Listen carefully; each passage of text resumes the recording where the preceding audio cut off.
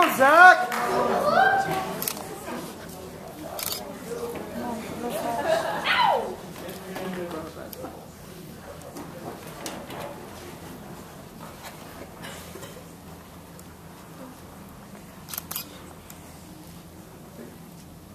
Since I was a kid, it's been my biggest dream. Basketball is not just a game to me.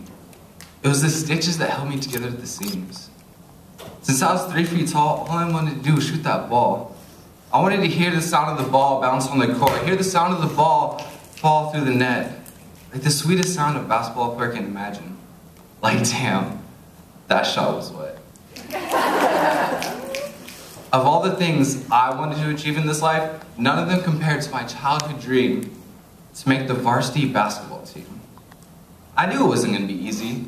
I knew I had to work hard. But this is something I wanted to achieve, not because anyone else wanted me to. This one thing I wanted to do for me. When I'm on the court, I can do anything. No one can stop me because I have worked harder. I put more hours in the gym working on my game. Hours not spent playing video games, but hours spent alone. No one can tell me I can't. I'll blow by you, shoot over you, leave you in my dust.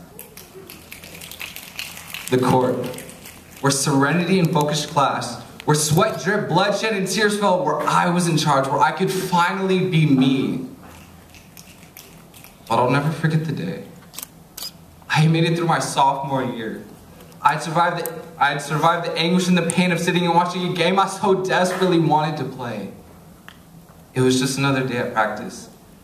But it was the day we learned if we were going to continue on a journey of brotherhood, camaraderie, and competition, or if we were going to go our separate ways. Coach called me aside and told me my fate. I had no idea what to expect, but I prepared for the worst, and the worst was what it was. The words rang in my ear so painfully like a shot from a gun that just killed a loved one. I'm sorry, son. We're gonna have to let you go. Go?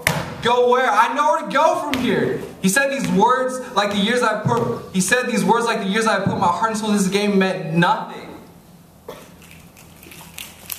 These words that rang in my head so painfully, like an alarm clock that wouldn't shut off, that pained my ears so they bled. These words that rang, you failed.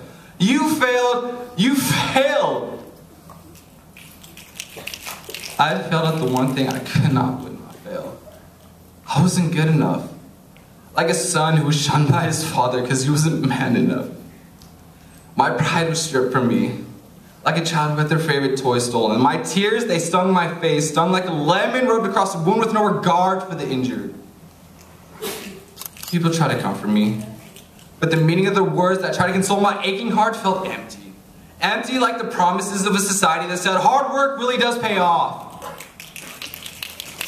But I didn't believe that anymore, and I still really don't. But after months of feeling sorry for myself, I made a choice. I chose to pick myself up, brush the dust off my shoulders, and fight on.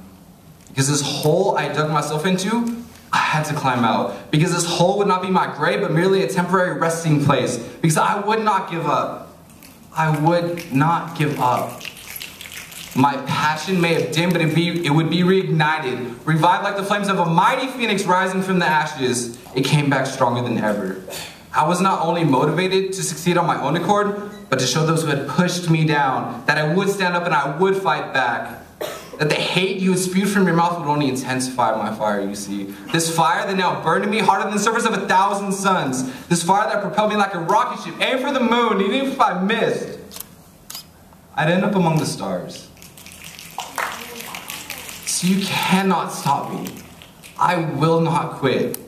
Give me any problem, circumstance, or situation, and I'll turn around and make the best of it. For like the inevitability that a story will end, you can bet your bottom dollar that what drives me is how much I want to win.